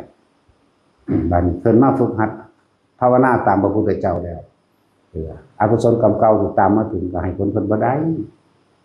ตัวนั่นแหละจังให้ผลได้อยู่ว่าเพิ่นบ่ได้เล่าร้อนกังวลในสิ่งที่เพิ่นทำมาเด้เพราะว่าเพิ่นบ่นึกถึงใจบ่ละบาดนี่นั่นแหละทอดสะพานเพิ่นก็อยู่ของเพิ่นเองเป็นลมหายใจเพิ่นนั่นแหละจังซั่นบัดนี้ที่จะให้ผลไปได้วันข้างหน้าทำลายจิตใจเพิ่นเวียนว่ายตายเกิดคือจะไปรับผลของกรรมอีกก็บ่มีมันจบล่ะเหลือแต่ขันธ์5เหลือแต่ร่างกายนั่นแหละเจ็บปวดป่วยเป็นธรรมดาแต่ว่าเพิ่นบ่ป่วยทั้งใจเป็นธรรมดาหิวห้อนนะเป็นธรรมดาคือคนทั่วไปนั่นแหละแต่อันใดที่ว่านั่นที่บ่เป็นคารุกรรมอันเป็นของหนักก็ทำลายบ่ได้มันสั้นแล้วมันขนาดนั้นเด้มันเป็นหยังคือทำลายบ่ได้บุญกุศลที่เพิ่นสร้างที่เพิ่นสามารถละความอยากออกได้แล้วบุญตัวนี้มันก็ต้องมีการอุทิศบุญอยู่แล้วเข้าใจบ่ล่ะบาดนี่เอาตัวนี้เอาไปแลกกันมันคือพวกเฮาที่บอกว่าฆ่าสัตว์มาหลายๆนั่นทำบุญหาเขาแน่อุทิศหาสัตว์แน่เข้าใจบ่ล่ะจังซั่นแล้วบัดนี้ผู้ให้อภัยเฮาก็มีผู้บ่ให้ก็มีผู้สิเอาชีวิตก็มีเนี่ยคือบอกว่าเวลาเฮานั่นก็กว้างๆแน่เรียกว่าอุทิศกว้างๆแน่นะแต่ของเฮามันเป็นประจำลักษณะที่ว่าไปนั่นสรรพสัตว์เลยพ่อแม่ก็อยู่ในหันปู่ย่าตายายก็อยู่ในหันแหละเจ้ากรรมนายเวรก็อยู่ในสรรพสัตว์นั่นแหละจังซั่นบ่เน้นก็ได้นะถ้าเฮ็ดไปเถอะบุญตัวนี้บุญผลทานบุญกุศลกรรมดีผลทานก็มีสัตว์ทั้งหลายเหล่านี้ที่เป็นเจ้ากรรมนายเวรผูกอาฆาตเฮาอยู่ได้ผลของทานกูพอใจแล้วตอนนี้กูกำลังทุกอย่างเป็นสัมภเวสีหรือเป็นเปรตบางชนิดก็ช่างหรือเป็นยังที่ตกเล่ากรรมลำบากอยู่เอาดีกว่าเว้ยแล้วก็นี้ไปเกิดสวรรค์ก็ได้ไปเกิดเป็นคนก็ได้ก็เป็นอโหสิกรรมอย่าว่าละบาปเป็นอโหสิกรรมเด้นั่นแหละจังว่าเฮ็ดบ่ได้ขอให้มันเต็มเถอะนาส่วนนั้นเหมือนเรื่องพระโมคคัลลาตุกะอันนั้นเป็นคารุกรรมนักโทษเศษกรรมขั้นสุดท้ายศาสตร์ที่500พอดีบรรลุอรหันต์ถึงเบิ่งแล้วโอ้กูฆ่าพ่อกับแม่กูตัวนี้บ่ได้ฆ่าได้ความจริงน่ะความจริงบ่ได้ฆ่าเด้อแต่ว่าเจตนาเพิ่นตั้งใจฆ่าตีปั้วเขาสันงอนบ่สันงอนตีเขาไล่เอาค้อนตีปั้วพ่อก็ว่านี้ไปลูกเอ้ยพ่อเฒ่าแล้วแม่เฒ่าแล้วแม่แก่เอาแล้วนี้ไปตั้งรักกับลูกกับเมียเจ้าเด้อไล่สำนึกได้ก็เลยพาพ่อกับแม่เมื่อคือเก่าเลยไล่เบิ่งในพยางก็สมัยพุทธเจ้านมทัศสีถึงได้นั่นมันธรรมดาเด้นะพวกเจ้าเอ๋ยมันจักอสงไขยมันยังให้ผลใดนี่แหละ กรรมกับพ่อกับแม่นี่ธรรมดาบ่ถ้ากรรมทั้งดีก็ให้ผลไปตลอดนั่นแหละจนเขานิพพานกรรมทั้งเลวก็จนเขานิพพานคือกันนี่บ่นี่คือพระโมคคัลลาน่ะชาติสุดท้ายแล้วก็ยังมาถือขาอยู่ตอนนี้มันตดหลีกบ่ได้แต่กรรมเล็กๆน้อยๆฆ่าสัตว์เห็นบ่นี่ฆ่าสัตว์ไม่กินฆ่าคนผู้อื่นก็สร้างถือซะว่าฆ่าสัตว์คือกัน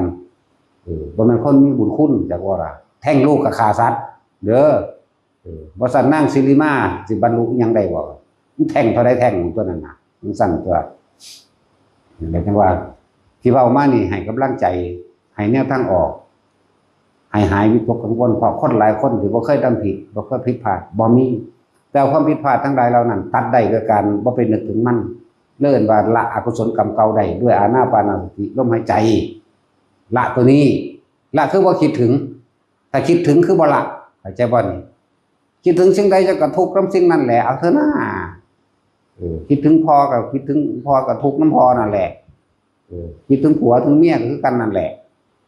ทุกข์น้ำกันนั่นแหละคิดถึงลูกถึงหลานน้ำกันนั่นแหละอันนี้มันมีเวลาพักนั่นแหละเว้ยสะสมพักคืออยู่ลมหายใจสะสมไป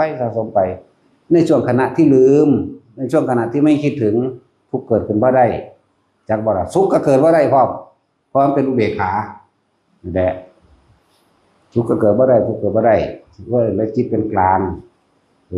ก็เรียกว่าจิตพวกนี้ขึ้นอยู่ในระดับขันธ์พรหมเป็นพรหมเป็นขยะเป็นพรหมเอา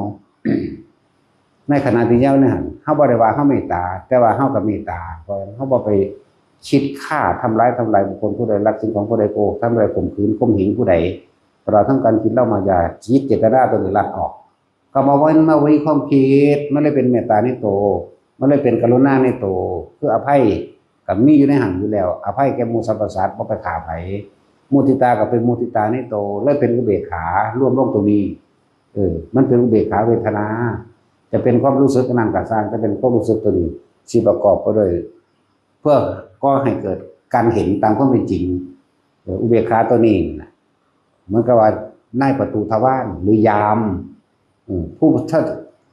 จับผิดความคิดของเจ้าของเองอันเกิดจากตาเห็นรูปมึงไปแล้วเนาะดึงกลับขึ้นมาร่มคือเก่าหูได้ยินเสียงดังเล่ามึงไปอยู่แมงเนี่ยพวกเขาก็ดึงขึ้นมาคือเก่าจากว่าดึงขึ้นมาล่มถ้าแทรกซ่อนเข้าไปด้วยปัญญาเห็นความเกิดดับไปพอแน่แค่ปฐมฌานแค่ขั้นต้นเบื้องต้นเห็นความเกิดดับตัวมึงไปคิดกับผู้นั้นปุ๊บจะพึ่งมันไปคิดถึงปุ๊บแต่ว่าอย่าคิดต่ออย่าปรุงแต่งต่อรีบดึงกลับมาเนี่ยอะไรเห็นความเกิดดับเห็นแบบนั้นง่ายๆนึงบ่ได้ยากกว่านั้นคิดถึงสิ่งใดแล้วเฝ้าดึงกลับมานั่นเห็นความเกิดดับมันสั้นที่เกิดแล้วบ่ดับคือมันผิดเลยหน้ามันต่อแล้วเกิดความรู้สึกได้มันพอใจกับมันเป็นพบมันเกิดนั่นแหละจึงว่าให้ทรงฌานอุเบกขาอยู่ระหว่างเอาความรู้สึกจึงบอกว่าเป็นผู้มีจิตหนึ่งที่เพ่งอยู่ยังสิสู่จิตหนึ่งวะเบื้องต้นเท่นี่จิตหนึ่งนี่จิตหนึ่งคือลมหายใจเข้าออกกับอุณโลมนั่นแหละอุณโลมนี่เป็นตัวรู้สึกตัวแต่ตัวนี้หายปุ๊บแสดงว่าไปปรุงแต่งกับผู้อื่นแล้วปรุงแต่งกับคนนั้นผู้นี้แล้วก็เดี๋ยวก็ซักเขาเดี๋ยวก็หักเขาเพราะคิดฮอดเขาเพราะสำนันโอ้ยใจจะขาดแล้วอยู่เพราะสำนันเนาะได้บุญเตียงคิดฮอดเมียจะกลับไหมว่าทั้งเมียคนละไม่เพราะฉันไม่ได้คิดถึงเธอจากว่าละเศรษฐีเรื่องเจ้าของร้านทองอยู่นราธิวาสแต่ถึงดาวอยู่เดียวนี้แหละมึงดูหันห้าพดาคือเก่านี่แหละเจ้าเลยเนาะร้านยังยงเฮงอย่างนี้ร้านยังพุ่งวิ่งเงายงเฮงนราธิวาสเจ้าของร้านทองนราธิวาสไปซื้อแน่ไปก็เลยไปมีเงินงานได้เล็กเป็นของเสริมขายเพชรนั่นแหละเป็นกำลังให้เฮาอันนึงแหละหลายล้านละเด้เพิ่นเอาบริจาคมานี่ 3-4-5 ล้านละมั้งชื่อว่าได้เขาบ่ชื่อของเจ้าหรอกแต่เอามาให้เอาอย่างเดียวเอาแล้วด่าพร้อมเด้บ่ธรรมดาเด้เฮาก็เลยเอาของเขาแล้วด่าเขามั้ยเนาะจังซั่นแล้วเจ้าของร้านทองเงา ยงเองคือเสียงแมวเนี่ยแหละเอานะเงายงเฮงนราธิวาสอำเภอเมืองประกอบการกิจการค้าทองค้าเงินอดิเรกคือค้าเพชรธรรมดาบอกธรรมดาคือเก่าดาทั้งผัวทั้งเมียเลยทั้งคือก็โอ้ยหัวงอกก็ว่าไปเดี๋ยวจะสิว่าเด้เรื่องสั่นเนี่ยแหละนึกขมาซะจะคลองตัวบาดกูถึงด่านั่นยังนอนไม่มีเหตุผลไม่จักว่าล่ะเฮาด่าแบบบ่มีเหตุผลเด้จักด่าก็ด่าซื่อๆนี่แหละจังซั่นล่ะหลายๆหม่องถึงด่าเบิดน่ะไปก็ดีแต่อีหยัง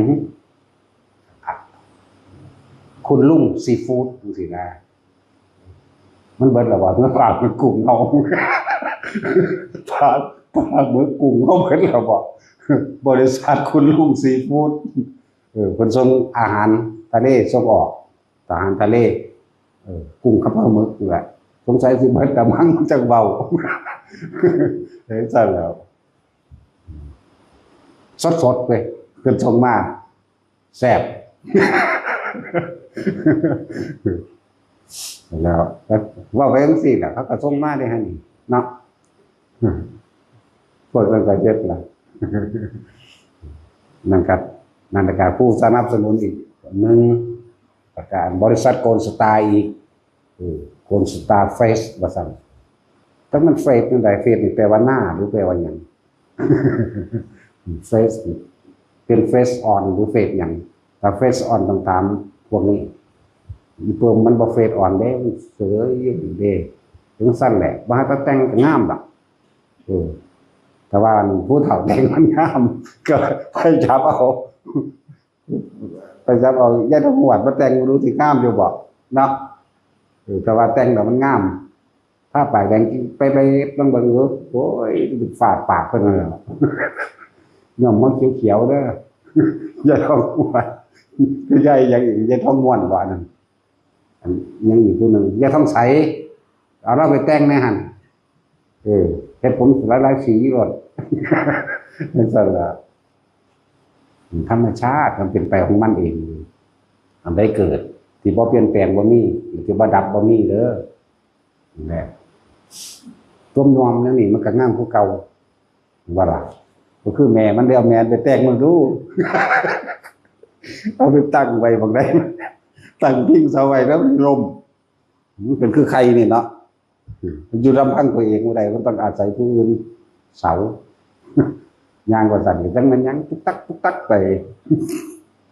มีเบิดนั่นแหละยังไงเลยนี่ก็หาเรื่องด่าคนนะเป็นสั่นแบบนั้นด่าคนว่าเนาะคนแปลว่าบุญนะถ้าด่าหมาบ่รู้เรื่องแม่นี่ตัวอย่างสติยิ่งหมดมันขายการคนไว้เลยต้นเลยแต่ทุกคนได้เห็นความจริงเด้อบาดนี่คำว่าพึ่งตนนี่หมายถึงว่าเห็นตามพึ่งตนกับพึ่งธรรมเห็นว่าเจ้าของเฮ็ดอิหยังก็สร้างก็ขอให้เฮ็ดไปตามความที่มันเป็นจริงซะจะไปพึ่งสิ่งอื่นจะไปหวังว่าคำว่าพึ่งสิ่งอื่นคือหวังว่าสิ่งศักดิ์สิทธิ์ต่างๆมาดลบันดาลให้บ่แม่นพึ่งตนเลยว่ากระทำตามความเป็นจริงดีกว่ามีต่างหากเขาเรียกว่าพึ่งตนพึ่งธรรมทุกคนเห็นตามความเป็นจริงจังซั่นล่ะแล้วก็ยังสื่อเมียเราคือเมื่อบ่ได้นายบุญเตียนก็เลยจากตัวบาทเงินซื้อไม่ได้เนาะสั่นก็ท่องกันแรกบ่ได้อีกหลวงพ่อจะเอาเท่าไหร่เพิ่นว่าเอาเฮาบ่ได้เป็นเจ้าของเด้ล่ะเฮาบ่ได้บังคับมันมาเด้มันมาเอาเองเนาะหลวงพ่อจะเอาเท่าไหร่บอกไม่มีประมาณสั่งหน่อยไปเขาบอกไม่มีประมาณแม้เท่าไหร่เนาะว่าเดี๋ยวคิดในใจนะหัวงอกขาวชมพูมันเป็นยังจังได๋เฮ้ยเบิ่งได้กันขี้ไล่กับขี้ไล่มันก็งอกอีห่านี่จักสิอยากได้ไปยังเนาะโอ้ผิดใจกันจังซั่นล่ะเศรษฐีได้เฮาได้อยู่เดี๋ยวนี้เศรษฐีกับเศรษฐีตัว บ่ได้ซื้อความป่วยได้แม่เนาะจังซั่นแหละให้ผู้ใดป่วยแทนก็บ่ได้ผู้ใดตายแทนก็บ่ได้ว่าอาจสามารถซื้อความอยากได้ดังใจได้เด้ยังก็ดีอายุให้กินซ้ำตายอย่างดอกไปก็ได้แค่นั้นแหละมีแมงยังอยู่ในโลกอยู่เป็นตาสะออนสะอื่นจะเอาอยู่บ่เอาสั่น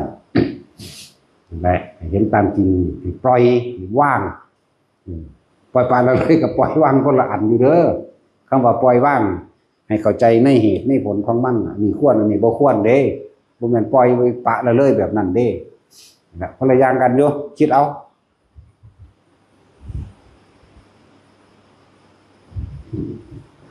มันตื่นเด้อคืออยากตื่นเด้อแต่ว่าออกจากนี่มันบ้านนอนเด้ ต้องไปเห็นแมงอย่างก็ใครเนี่ยมันก็ตื่นแต่ตี 5 ตี 4ก็กลัวไปหาไปบิณฑบาตได้ชั่วโมงบ่ได้คือลูกพวกเจ้าเด้อบ่าย 3ผมปุ๊บมันมากินข้าวเหยียบข้อมันโดดบ่เป็นนั่นแหละเขาก็ฝึกความอดทนก็อยู่ในนี่ความพยายามก็อยู่ในนี่ว่ามันตั้งตัวใดมันก็ตั้งคือพวกนั้นว่าเนี่ยน้อยพวกนี้คือกันอยากสึกบ่แห้งเด้บัดนี้มันตั้งตัวใดมันก็บ่อยากสึกเด้ล่ะมันก็อยากบวชพระเน้นต้นครับเน้นหยังอีกเน้นพัดอย่าถ้าตั้งตัวบ่ได้ไล่หนีเด้มันสะอ่อนเด้บ่ได้ไปขอไผมาเด้เด้อแต่ต้องหีแม่สิเด้บ่ได้ด่าเขาได้รับแม่เลยสั่นแล้วถ้าทำตัวบ่ดีให้ดีกว่าเด้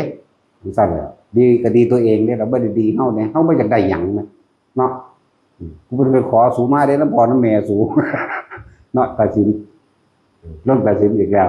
จะไปก็ด่าเมียเพิ่นยิ้มเด้โอ้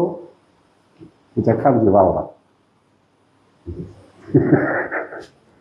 ตอนเดี๋ยวบางหน่าจะตายจริงๆเรายิ้มรัดไปเลยเท่ากับเล่นดาบ่ออกมันแปลกประหลาดสั่นแล้วขัดรายการแต่ที่ว่าเอาจริงๆจังๆงุกงักเข้ารถไปกันเลยเนาะปลุกสติตื่นจากว่าล่ะตื่นมาเห็นความจริงก็ได้เห็นยังล่ะแต่ทุกคนเรื่องอุทิศบุญเกี่ยวกับการหยาดน้ำกับพากันเข้าใจซะเรื่องบุญเกิดขึ้นได้แบบใดกับ10 อย่างก็ว่าไปแล้วเรื่องการอุทิศบุญต่างๆเรื่องการทำทานจะไปหวังผลในท่านจะมีจิตผูกพันในผลในท่านตัวนี้เข้าถึงพระนิพพานได้มีแต่เกิดสูงไปหนาเด้ว่ามันเกิดแล้วต่ำลงมาเด้อย่างสั้นสูงไปหนาเทวดาแล้วเป็นเทวดาอีกก็ยังงานก็นี่แหละเทวดาแล้วเป็นเทวดาอีกก็คือการท่านบ่หวังผลในท่านบ่มีจิตผูกพันในผลทั้งท่านเองแต่คนทุกคนที่ฟังด้วยนี่เอาแก้เรื่องคำว่าสิแก้กรรมแบบใดบ่มีผู้อื่นแก้ให้ได้เด้อแต่ความต้องแก้ตัวเองเด้อแต่ความต้องแก้ตัวเองวิธีแก้กรรมทั้งใดก็คือลมหายใจนั่นแค่ว่าเฮาบ่ไปคิดถึงเรื่องอดีตเก่าๆในความอยากเป็นจะเป็นคือเก่านั่นนะเนี่ยบางดูมันยังอยากจะซ้ำเก่าว่าฟังไปเรื่อยๆฟังเรื่อยๆเราจะเห็นไปตามความจริงแต่อีกเรื่องนึงที่คนเข้าใจว่าไสยศาสตร์หรือการถือผีสางนั่งไม้เทวดาอย่างต่างๆหรือการถือใส่ของความนั้นความนี้บ่มีจริงเฮาไปอยู่ในสิ่งแวดล้อมเหล่านั้นเฮาก็เลยถูกปกคลุมเพราะว่าไปคุยบางคันมื้อนี้เขาก็สิเว้าเรื่องผีฟ้าผีแขนผีหยังก็ว่าไปเพราะนั้นออกจากความเห็นตรงนั้นซะไปเห็นตามเป็นจริงซะอย่างเช่นว่าเขาสิเอาผีไปหักคอก็ไปเฮ็ดจังซี่เนาะบ่มีเด้อคำว่าผีนี่สิไปขนาดแนวบ่เห็นโตจังสั่นขนาดนั้นสิไปใส่ผู้ใดได้จิตสุดท้ายก่อนสิตายทุกคนย่อมเป็นไปตามที่ตัวเองคิดถึงอารมณ์สุดท้ายความคิดสุดท้ายจะไปคิดถึงดังใดแต่ว่าในระหว่างการปรุงแต่งนั้นเกิดอารมณ์พอใจหรือบ่พอใจตัวนี้ต่างหากที่มันไปคนโมโหก็ตายไปนรกคนโลภก็ตายไปเป็นเปรตคนหลงก็ตายเป็นสัตว์เดรัจฉานถ้าคนติดดีติดบุญทำบุญทำทานนั่นก็ไปเป็นเทวดาบ่ได้ไปอยู่ในมังหันบ่ได้เอิ้นผีไผมาใส่ผู้ใดได้เด้แต่ว่าล่ะนั่นแหละคือจังเขาเจ้ามาเว้าให้ฟังมื้อนี้ พวกเจ้าเกิดมาอยู่ในสิ่งแวดล้อมนั้นมันก็เลยเป็นอิทธิพลโดยธรรมชาติเป็นอิทธิพลโดยถูกกลืนกินโดยความบรรลุไปเลยนะตะกี้คนมันบ่ได้ฟังธรรมมันเลยไม่มีพึ่งไฟบอกไฟสอนแม่นภิกษุทั้งหลายเหล่านั้นก็บ่ทันได้แม่นพระเด้อันที่ยังว่าสอนไปพากันไปไหว้ผีสร้างพญานาคนั่นนี่ร่างเลี้ยงสารผู้ตาเป็นปีเป็นเดือนเป็นนั่นเป็นนี่จังซี่บ่แม่นเด้อเฮาอยู่ในลมหายใจอานาปานสติบัดนี้ปกป้องคุ้มครองตัวเองได้ทุกอย่างกับสติของตัวเองนี่นะเพิ่นบ่ได้ว่าผีผู้ตาเพิ่นบ่ได้ว่าเรื่องน้อยๆเด้ที่พระพุทธเจ้าเพิ่นแสดงให้ฟังเทวดามารพรหมทั้งหลายไม่อาจสามารถทำอันตรายเราได้เด้เพิ่นบ่ได้ว่าผู้นั้นผู้นี้สิมาเอานั่นเอานี่มาใส่เฮาเด้มันต่ำโพดเด้ขนาดนั้นเด้เทวดามารพรหมเด้ธรรมดาเฮ็ดหยังบ่ได้แม้อกุศลกรรมเก่าก็ยังไม่อาจให้ผลกับเราได้ในขณะที่เราเป็นผู้มีสติรู้อยู่กับลมหายใจเข้าออกพุ่นเด้อันแหละให้มั่นใจตัวนี้เด้อเพิ่นก็เลยว่าพึ่งตนเองนี่พึ่งตนเองลมหายใจแหละพึ่งตนเองพึ่งธรรมคือความเป็นจริงที่แสดงออกไปว่าความเป็นจริงแล้วจิตวิญญาณทั้งหลายที่ว่านี่เฮาเข้าใจว่าเป็นจิตวิญญาณตายแล้วย่อมไปตามจิตสุดท้ายที่คิดถึงจิตมีที่ตั้งมีเป้าหมายเมื่อไม่ที่ตั้งมีเป้าหมายมีหม่องคิดฮอดแล้วความนึกคิดปรุงแต่งนี่ปรุงแต่งนึกจังซั่นย่อมก่อเกิดอารมณ์นี่แหละเป็นตัวพบเขาก็ย่อมเป็นไปตามนั้นบ่ได้มาให้สิใส่ผีนั่นผีนี่มาหาข้อเด้มาหาข้อกูนี่เด้ออันผู้เสื้อนั่นน่ะมันกูสิป่นกินหรือกูจะออมใส่กันพร้อมกับอันนี้น้อยนี่ หาผักใส่ไว้หรือจะเอาใส่หยวก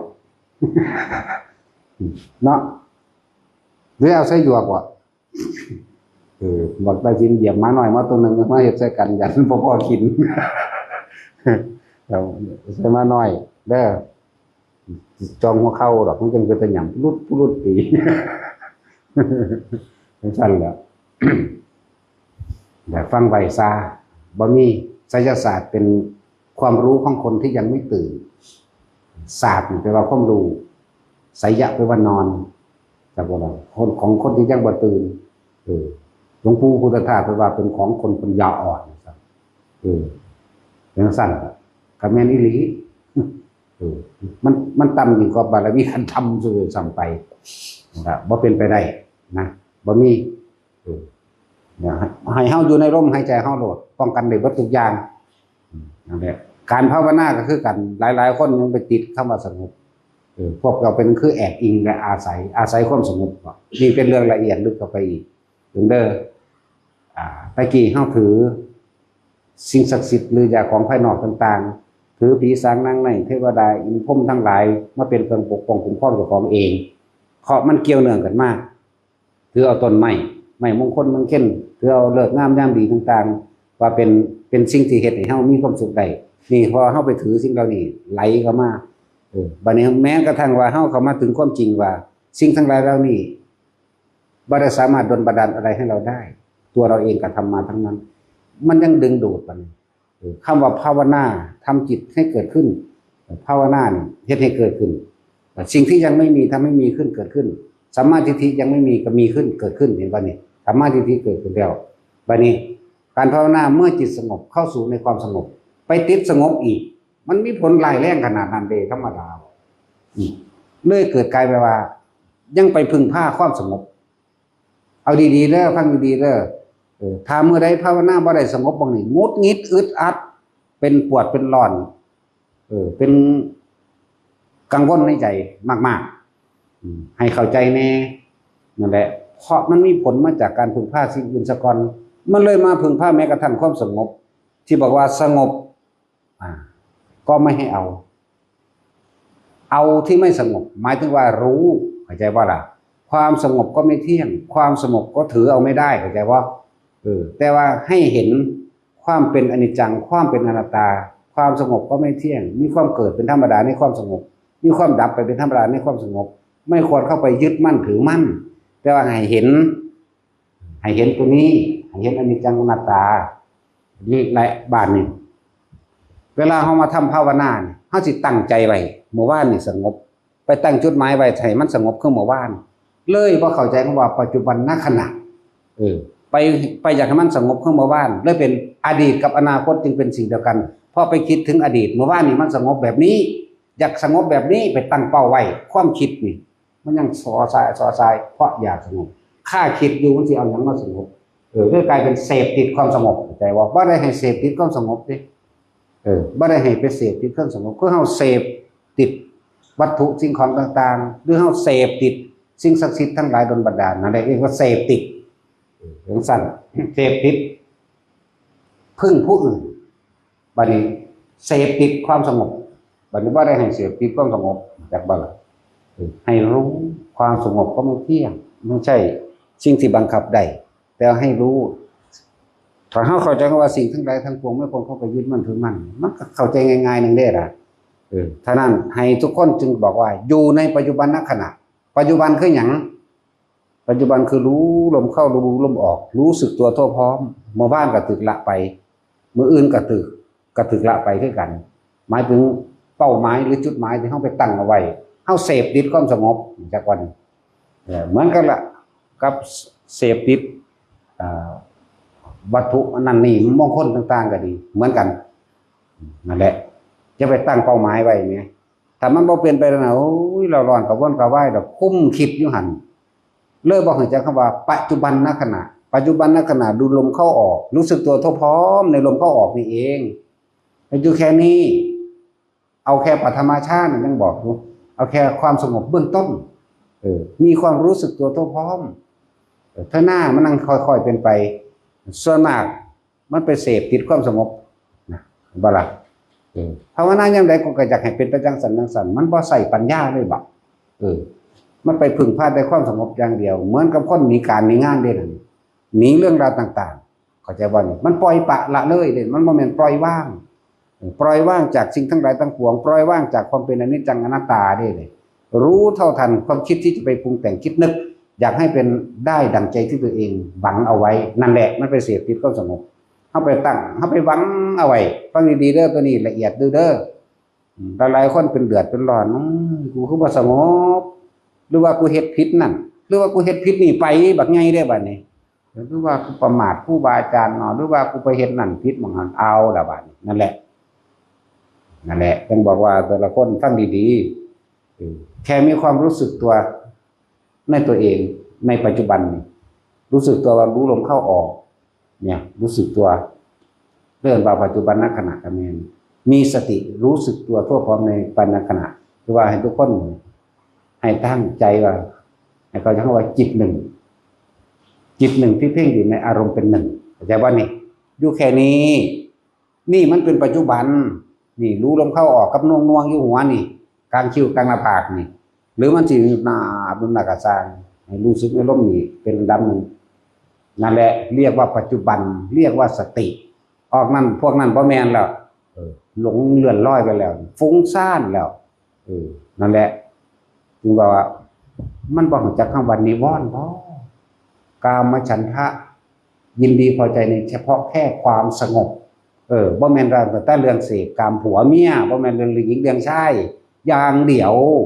มีความพอใจเฉพาะความสงบนี่ก็เรียกว่ากามฉันทะความพอใจในอารมณ์ที่สงบบ่ได้เมื่อกามฉันทะมันไม่เกิดขึ้นเพราะว่าไปเสพติดตัวนั้นความสงบตัวนั้นแล้วเกิดวิจิกิจฉาความลังเลสงสัยหรือว่ากูทำผิดนั่นนอหรือว่ากูนั่นนอมื้อนี้นอไปเลยบัดนี้บัดนี้กับปฏิฆะอันตัวบัดนี้เกิดความบ่พอใจแล้วโทษผู้นั้นโทษผู้นี้ไปออกไปเลยเห็นบ่ล่ะจังซั่นล่ะ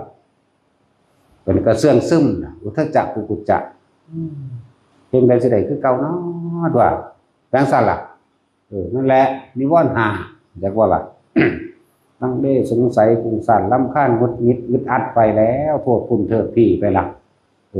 ในเรื่องสั้นการละนิวรณ์5มันบ่ได้ไปละโดยการไปเห็นไปรู้ได้ซื่อของมันหยังรู้ลมเข้ารู้ลมออกนี่อาการที่เกิดเท่านี้แค่ไม่ไปคิดถึงเข้าใจบ่ดีไม่ไปคิดถึงอดีตในความสงบไม่ไปคิดถึงอนาคตในความหวังมรรคผลนิพพาน ก็ต้องไปบรรลุหยังก็ยังว่าอยู่รู้สติและลึกรู้อยู่ในความรู้สึกตัวทุกความในปัจจุบันขณะร่วมกันแล้วคือมีแค่ความรู้สึกรู้ลมหายใจเข้าลมหายใจออกนี่ก็เอิ้นว่าสติปัจจุบันก็คืออยู่นี่ดังนั้นพวกเจ้าอยู่อดีตกับอนาคตเบิดเลยเสพติดความสงบคือกันแล้วก็พวกเสพติดวัตถุมงคลต่างๆถ้าบ่มีแนวนี้กูไปบ่ได้จักบ่ล่ะถ้าบ่มีปรัชญ์กูไปบ่ได้จักบ่ตั้งสั้นแล้วมันบ่พญาศิลป์แม่นก็ถ้าบ่หำไปนำไปได้บ่นั่นหมายถึงเรื่องภายนอกมันมีข้อหล่อโดยแก่นขามแก่นนิ้วแก่นนั่นแก่นนี่ขังแมงบอกมันสั่นกว่ามันมีอยู่แล้วจะไปเอามาเพิ่มอีกให้คุณยิ่งเลยเป็นบักใหญ่กว่าสมศักดิ์แต่จริงมันสั่น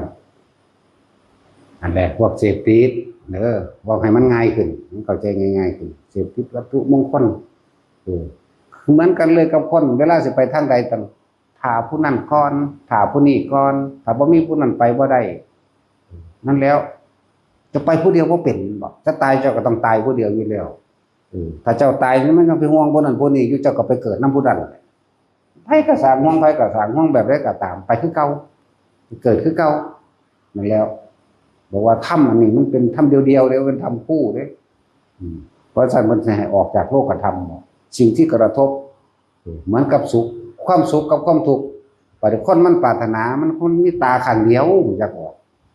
เห็นเฉพาะความสุขเท่านั้นแต่ไม่เห็นความทุกข์แม้ความทุกข์ไม่ปรารถนาก็ช่างได้มาเหมือนเดิมเพื่อเฮาสิเอาเหรียญบาทเฮาตะทั้งหัวบ่ทั้งก้อยก็เอาคือเขาผมเอาเพื่อเฮาสิเอาลูกแก้วนี่เฮาสิเอาแต่เปลือกนอกตรงในมันบ่เอาตรงในมันละแก่นทุกข์กักเพราะความปรารถนาสุขนั่นแหละทุกข์จึงติดตามดุจดังเงาแน่ไปอยู่ในกันเพราะการปฏิทุกคนปรารถนาลาภเห็นบ่อันที่เสื่อมลาภบ่ปรารถนาอันถ้าได้มาแล้วบ่มีจักอย่างเลยที่บ่เสื่อมไปเห็นบ่ล่ะจังซั่นก็ทุกคนปรารถนาความสรรเสริญไม่ปรารถนาความนินทาเนาะบ่มีผู้ใดได้มักด่านั่นน่ะมีแต่เฮานี่แหละมีแต่มักย่องคนนี่มักย่องเนาะแม้ว่าแท็กซี่แต่เขาย่องมึงก็ดีใจยิ้มแนวเขามาถามกูก็เว้าเอาเองกูก็เว้าบรรยายว่ากูดีเนาะมันสั่นแล้วนั่นแหละถ้าเอาเฉพาะคำยกย่องสรรเสริญคำนินทาเบาก็ได้คือเก่า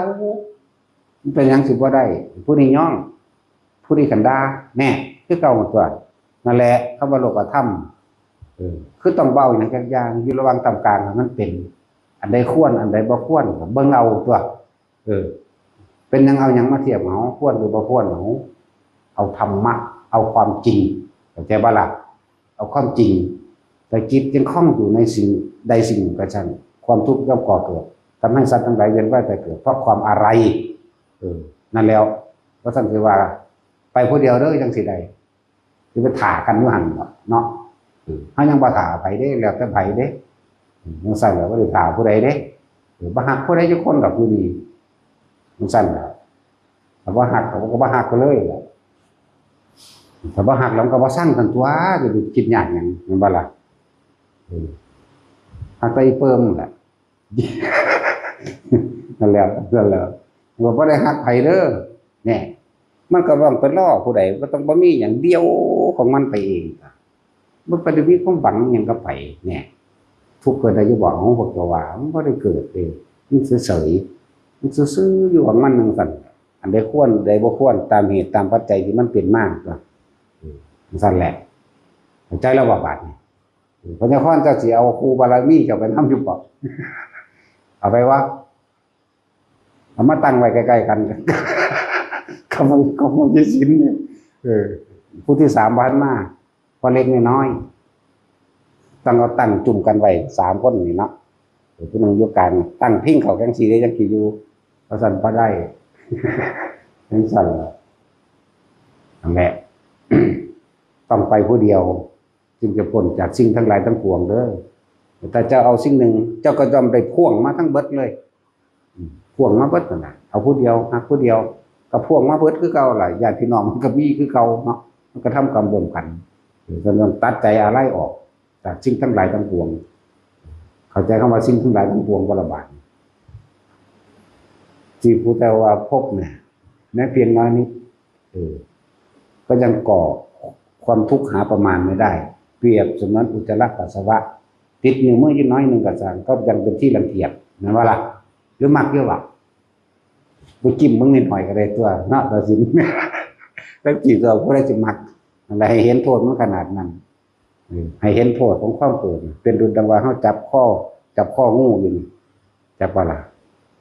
เขาต้องจับข้องูหรอกเหมือนกับว่าเขาดิ้นที่ออกจากงูที่จับดูพอย่านงูมันกัดจับว่าล่ะมันสั้นก็แล้วงูจับว่างูบนเนี่ยเอาสมถะซื้อรถรักตาอันนี้ก็เลยซื้อตั้งกันโดนเดี๋ยวมาหน่อย